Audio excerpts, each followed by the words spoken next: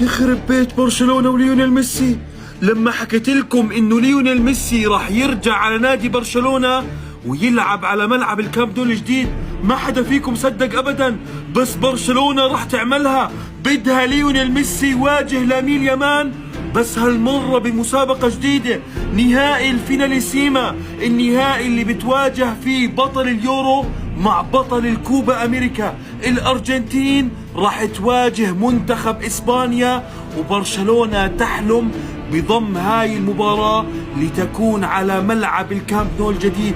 يعني ليونيل ميسي راح يلعب أمام لامين يامال في نهائي الفيناليسيما على ملعب الكامب نو الجديد، وبرشلونة هي اللي بتحاول تعمل هذا الاشي. أكثر من 103 ألف متفرج راح يكونوا على ملعب الكامب نو الجديد، وكلياتهم راح يجوا عشان يشوفوا الموهبة الجديدة مع الموهبة